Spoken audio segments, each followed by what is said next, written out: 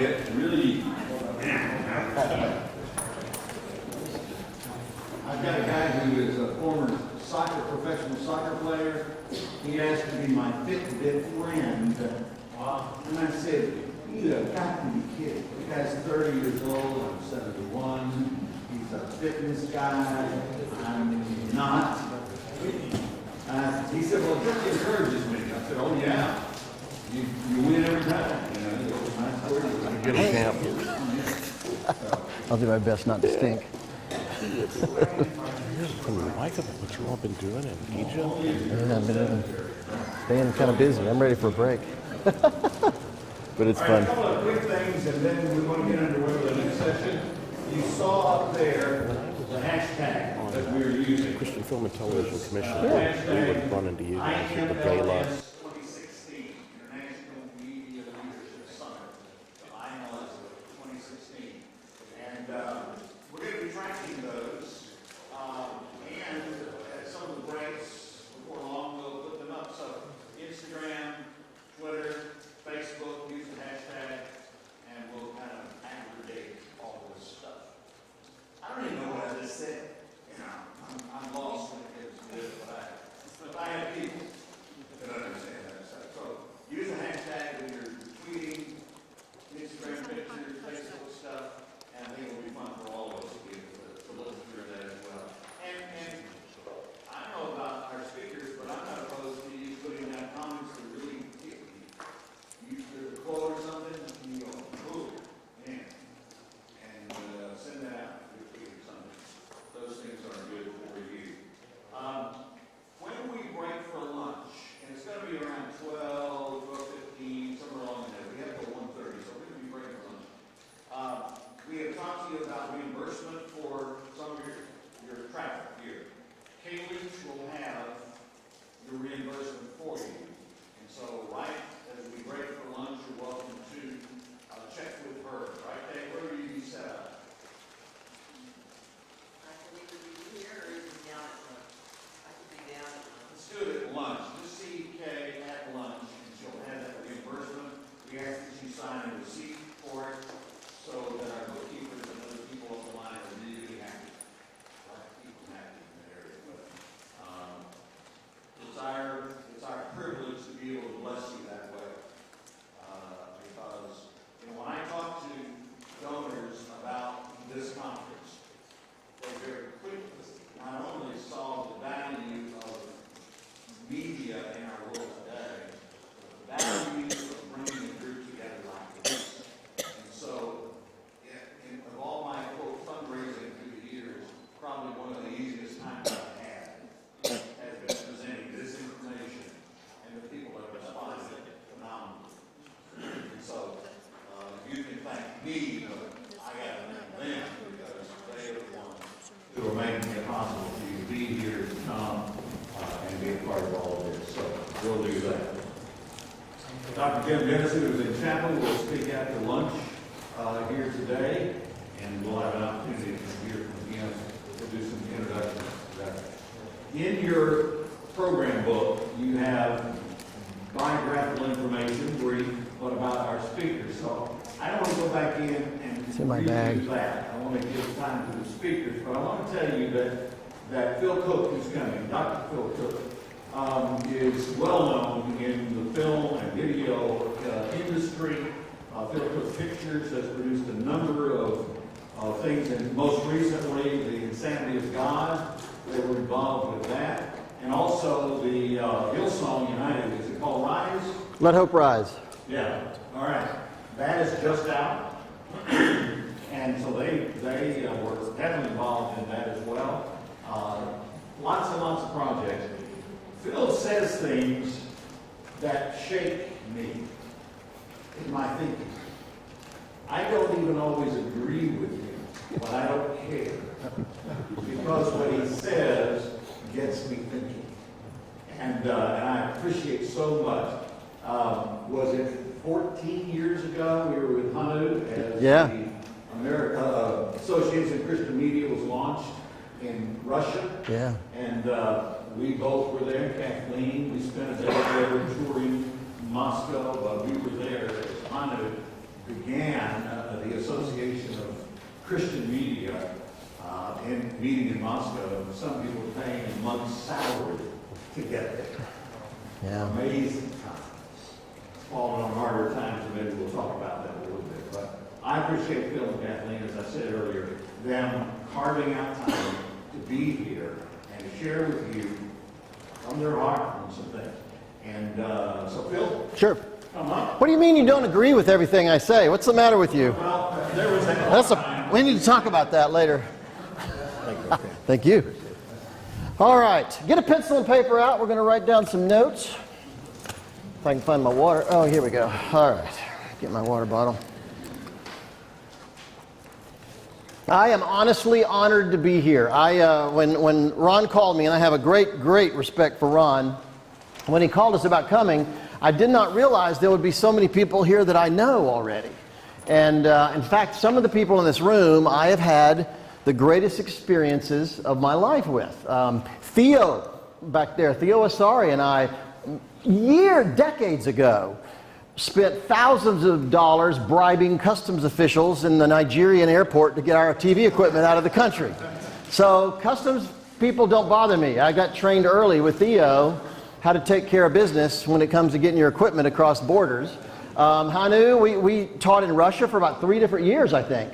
And many of the students that we taught today are either involved in Christian programming or are working in the Mosfilm, the former Soviet Union's film studio complex. So we have Christians on the inside of that secular movie studio. In fact, one of our students, I remember, got so excited after going to our it was like a 3-month class, wasn't it? The long thing. Hanu did this brilliant job of setting it up.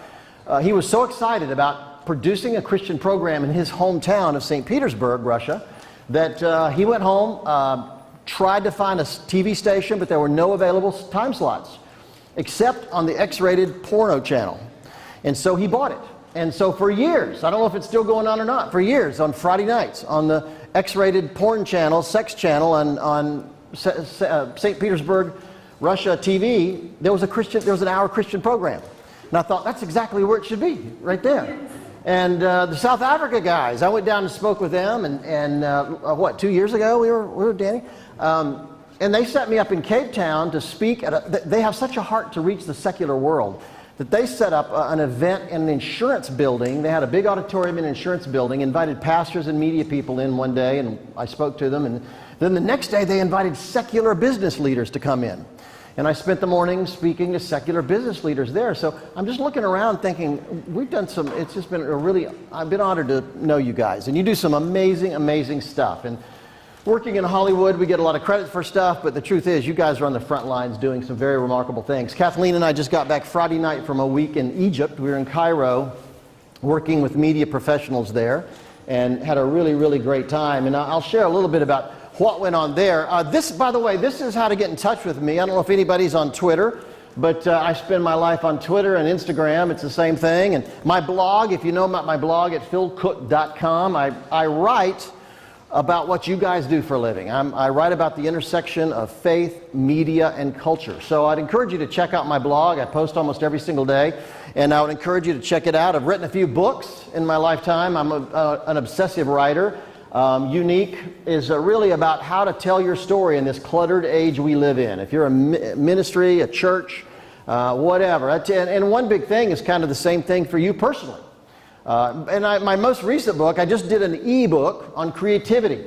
And in fact, it's on Amazon. You can buy it. But if you go to my blog and sign up for my weekly newsletter, which is free, it'll show you how to download the book for free. So on whatever device you have, it'll work. So yeah, that's my latest thing we've done. And Ron mentioned the feature film we just did called The Insanity of God. It's on Christian persecution. It's an hour feature documentary. We shot it in Afghanistan, Somalia, China, went all over the place. And it tracked the life of a missionary in Somalia, in fact a Baptist missionary, Nick Ripken, whose 18-year-old son died in the field in Somalia. And it spun him off course, and he decided, I'm going to go find out if God's really showing up anywhere in the world where it's difficult. And he went on a journey around the world to pursue the hard places, and found out, yes, God shows up. And we took cameras and followed him and documented that story. we made a deal with an organization here in America called Fathom Events. They do one night, big, heavily promoted things in theaters across America. And it was just hugely successful. We sold out movie theaters all over America. I mean, who would have thought people would come to see a feature film about or Christian persecution? And yet people turned out by the thousands to see it. So we were really excited about it, very, very, very proud of it. And it'll be available pretty soon on Netflix and every other possible place as well. And he mentioned Let Hope Rise. This is a feature documentary again. We made on Hillsong United. Ever heard of Hillsong Church in Sydney, Australia? And we learned that every Sunday, 50 million people around the world sing their music. And they sold out the biggest venues in the world, and we decided to follow them on their world tour. And I'll show you a trailer, maybe at the end of my presentation this morning. I'll show you a trailer of the feature, but it's in theaters now. It's in 850 theaters across the country, just opened up in Australia, and it's going to go around the world. So hopefully you'll have a chance to see it wherever you are, and please, please go see it. It'll help. The chapel speaker, Jim Dennison, showed some interesting slides, some funny things. I like to show examples of how badly we as Christians tell our story. You know, the truth is, we're telling the greatest story ever told, but we don't tell it very well. And I see examples of it everywhere. I went to a church the other day that was promoting their summer kids program. The problem was they weren't thinking about where they put the sign, because it came out like this: "Come join the fun." Well, that's not the place to put the sign, I don't think. You know, bad mood. And I actually went into a Christian bookstore the other day, and I don't understand this, but I found it, the Holy Bible signed copy. I don't know what that is. I should have bought it because it would be worth a lot of money, right? And we were in a restaurant in North Carolina recently, and I went to the restroom, went to the toilet, and I found this advertisement for a church in the toilet stall. I'm not sure that's the best place to advertise your church. I don't know. You can decide that. Maybe you sit there, you have time to look. I don't know. But it just seemed a little bit odd to me. And one of the things, this is a presidential year in America. We have a big election coming up, as you know, probably. And how many of you have graphic designers that work for you? A lot of you work with graphic designers. Well, this is a lesson. Just tell your graphic designers to be careful where they put the designs, because I saw this political candidate the other day, and this was her bus. Just look where they put her picture. Big mistake. You know, just so tell your graphic designers, be careful where you put the designs. It's incredibly, incredibly important. So, okay, get a piece of paper. We're going to make some notes. Kathy and I were at a party in California. We live in Los Angeles. A few years ago, we went to a Christmas party, and we met a businessman from South Africa. And he was very, very rich. And I have the spiritual gift of asking what everybody else in the room is thinking. So I asked him how he made his money.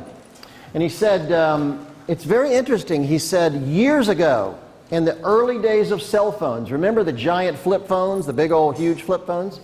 He said, my wife wanted me to go shopping with her. And I hate shopping. But I went because I love her. So while she was in a ladies' store, I was sitting on a bench in the shopping mall. He said, I started watching teenagers use their cell phones. And he said, this idea popped into my head. What if they could download their favorite songs and use those as ringtones on their cell phone? And he thought, that's a pretty good idea. I got to do this. So he wrote it on a piece of paper, put it in his jacket pocket, and at the same moment, his wife called him into the store to look at a dress. So he got up, went in the store, completely forgot about the idea. 6 months later, he went back to his closet, pulled out that same jacket, and just by habit reached into the pocket and found that note. And he remembered that moment in the mall, and he thought, you know what? This is a good idea. I've got to do this. So he bought the rights to 5 songs, made a deal with a local cell phone company, little mobile phone company. 2 years later, he sold that company for $70 million. Now, what's interesting to me was not the $70 million, although that's great. What interested me was, had he not written it down, he would have completely forgotten about that idea. So my question to you is, what is the idea that God could drop on you at a conference like this? Traveling on a plane, in a meeting, at lunch, sitting at your desk. What is an idea that God could drop on you that if you don't write it down, you'll forget about it? I literally have notebooks in my office, a shelf of notebooks of things I have jotted down over the years. And it's had a huge impact because many times I can go back later in my life, I have the money or I have the resources or I have the team or relationships to make those ideas happen. So get in the habit now. If you're not doing it already, get in the habit of writing things down, and we're going to do that today. So what I want to talk about is 8 seconds. 8 seconds. This is incredibly important to remember, and everything you hear at this conference today and tomorrow, I want you to think of in terms of 8 seconds. About 6 months ago, the Wall Street Journal, the newspaper here in the U.S., released a study that indicated that in this distracted world we live in, when you meet someone for the first time, you decide within 4 to 8 seconds what you think of that person. You make your opinion, you make your mind up within 4 to 8 seconds. That's not much time. You haven't really gotten to know that person, you don't know what they do, you don't know much about them, but we are being pulled in so many directions today that people decide between 4 and 8 seconds what they think. Now, for me, I've discovered it's true of other things as well. It's true of visiting an organization. It's true of trying out a product. So I tell pastors, I'm sure your message is fantastic. I'm glad your worship is anointed. But in a world of 8 seconds, what does your lobby look like?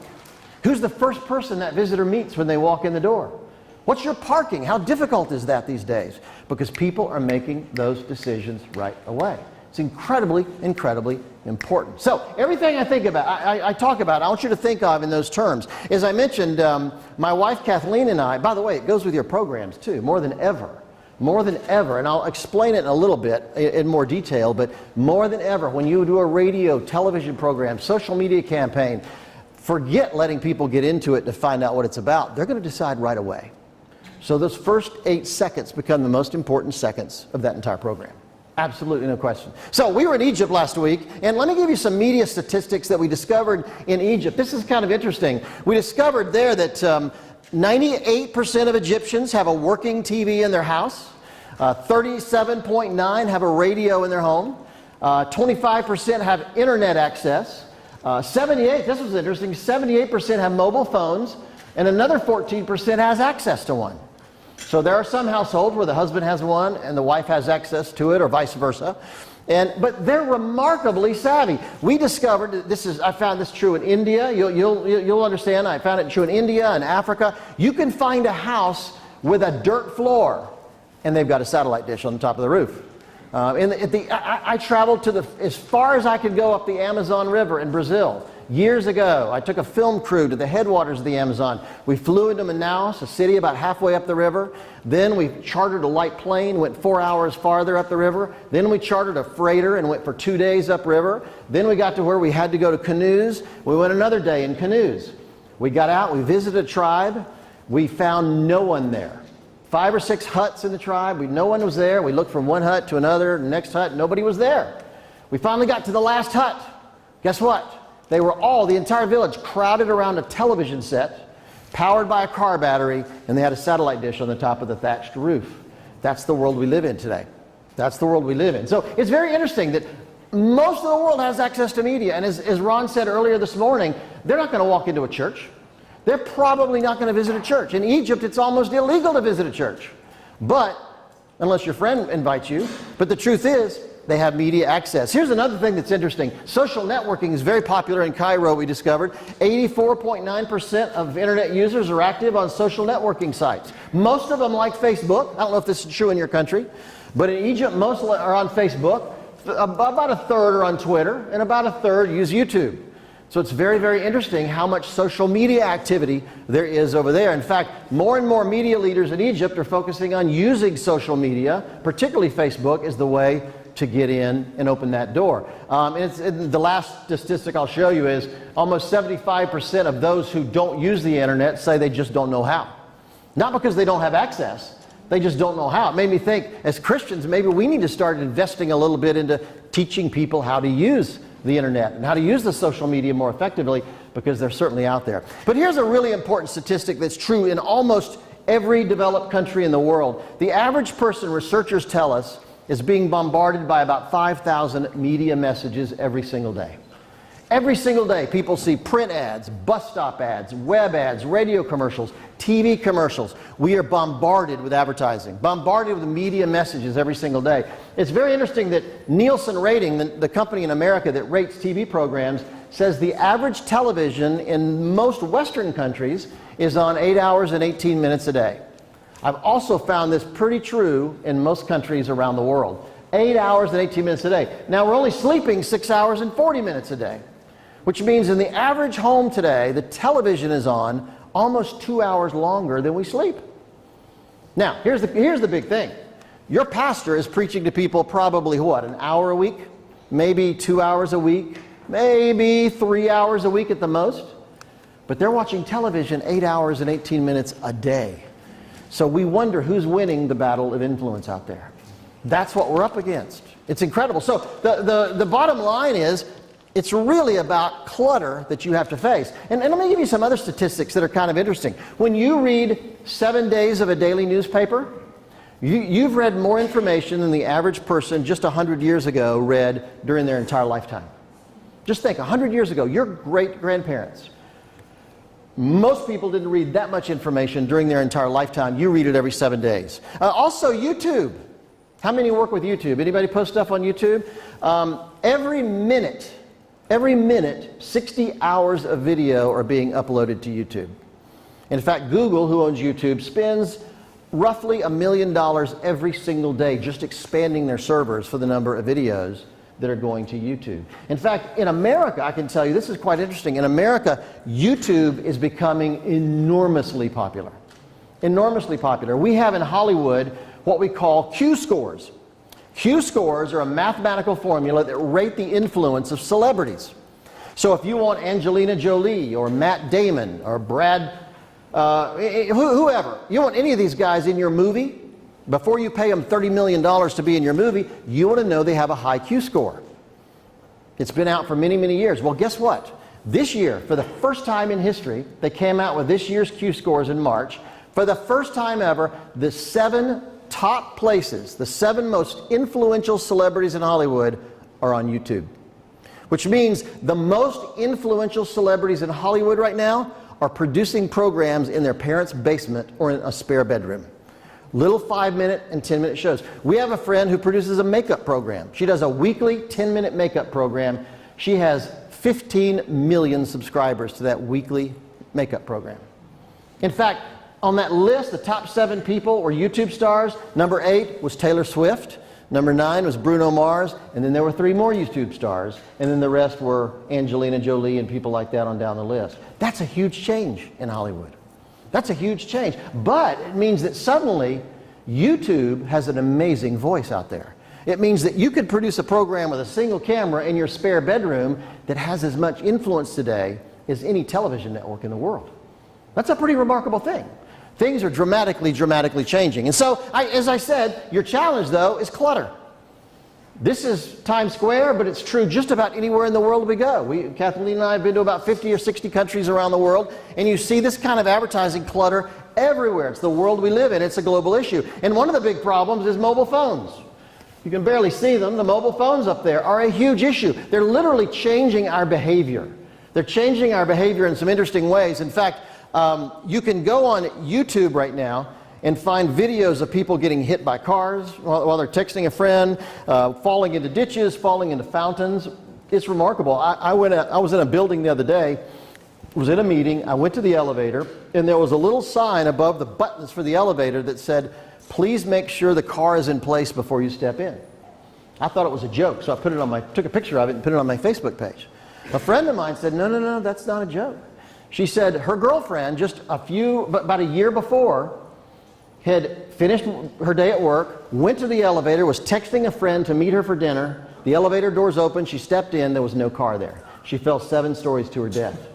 We're seeing more and more stories like that every single day. In fact, it's becoming such a problem that some cities in Europe are experimenting with padded utility poles. It's becoming such a huge issue. In New Jersey, here in the U.S., they're debating right now outlawing texting while walking. They're thinking about making against the law to text while you walk. That's a pretty big... And let me, just to show you I'm not crazy, Look at this. This is a metro station in Paris. Now look at that guy right there. This is a security camera. Don't ask me how I got it, but it's a security camera. But look at that. He's on his phone, texting away. Well, look what happens. Walks right off the platform, right into the path of an oncoming train. People are trying to stop it, wave it down. They get him under there. There's a little edit here, and they manage to get him out. I'll tell you now, they save him. He's an idiot. He's an idiot. But that's the world we live in.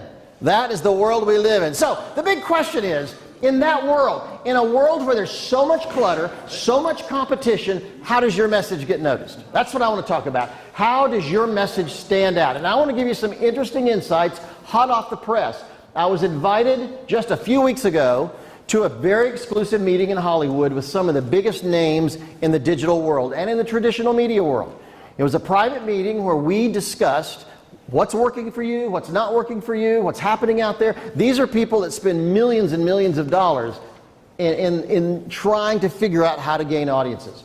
So I went to the meeting and I made some notes, and I want to share with you. In fact, some of these guys are huge. You've probably recognized many of these people. The heads of these companies and many others were in the meeting, and the things I learned were really, really remarkable. So this is what I want you to write down, because this is new stuff and it's very interesting. The first thing I want to make a point of is attention is the new currency. Attention is the new currency, which means in a world where people are so distracted, they have so many options, why should they watch your program? Everything is about getting people's attention. Everything is about capturing attention, because if you can't do that, I don't care how great your program is, you fail. I don't know how great your radio station is. If you can't capture people's attention, you failed. Today, there's so much competition. That's what's important. Now, just think about this for evangelism. Think about this for the work you do in ministry. In that world of 8 seconds, we have to capture their attention. Now, another thing that they noted was video is now the single most popular marketing strategy in the world. Today, more bandwidth is taken up by short videos, 4 to 6 minute videos, than anything else. The only competitor is Netflix. Short promotional marketing videos are now the #1 marketing tool in the world. And I've seen some remarkable things happen from people that watch those kind of videos. And I'll show you, look at this, I'll show you why. This is kind of interesting. Look at this, more than 85% of internet users watch videos regularly. 85%. And this is surprised most people. The 55 and older audience watches the same amount of video